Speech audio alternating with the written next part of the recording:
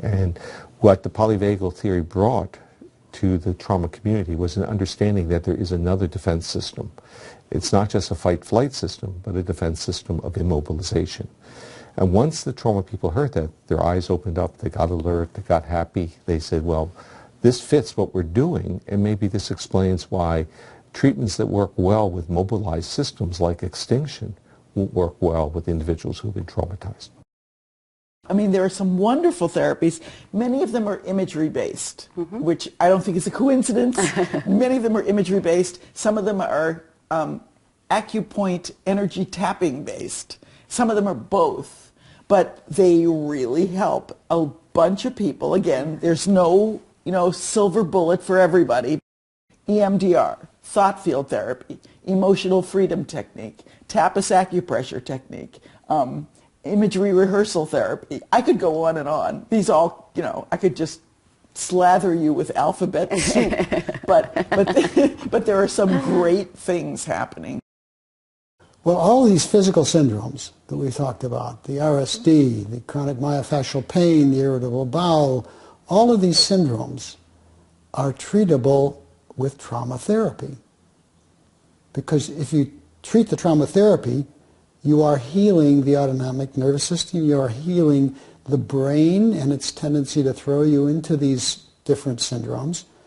So you don't try to treat the syndrome through allopathic medical treatment.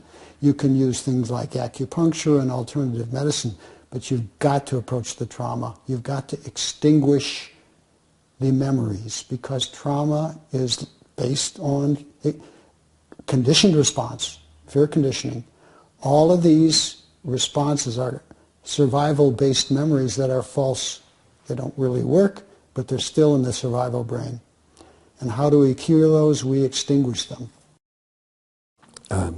So the trauma needs to be processed, so you need to be able to go there in some ways. And you need to go there, you can go there somatically, as in somatic experiencing and sensory motor. You can go there in your mind, as in hypnosis. Or you can go there sort of in this interesting hypnopompic state that EMDR induces, where people sort of go there, and then what's so fascinating about EMDR is you set up some process in the mind that people talk very little. And you set up these fascinating associative processes.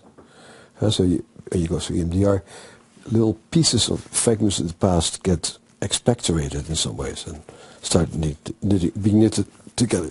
And to my mind, that's really the unique thing about EMDR, is this sort of very rapid processing of these fragments. I also, and this is kind of a crude metaphor, use the metaphor, it's kind of like throwing up. Because when you have something stuck in your digestive system and it's causing problems, until it gets out, it's going to cause you difficulty. And I'll ask clients a lot, is it pleasant when you throw up? Well, no. How do you feel afterwards? Well, usually it's cleared or it's better. Relieved. Yeah. And so those are some of the metaphors I use a lot to explain reprocessing. And I let them know a lot of times, too, that reprocessing is basically us bringing up the reminder of the trauma, and it gives them a chance to feel the things that they probably needed to feel at the time of the trauma, but for one reason or another they were blocked from feeling it. After all, in the moment of trauma, we're without sufficient resources. So it seems to me that it's so logical that feeling one's resources is part of reprocessing. That we don't have to have a special kind of session as we do with EMDR. The sensory motor gets integrated seamlessly into the talking therapy modality of choice. Because again, with trauma, because it's something that's so somatic, if you don't have some somatic tools, it's really limited, because it's not just about bad thoughts. It's not even just about certain emotions, destructive emotions.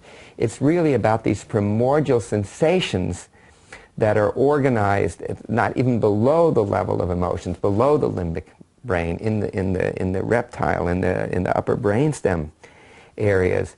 That, again, when people learn to be able to access these physical parts of this in the body, then they're much less paralyzed and demoralized by them.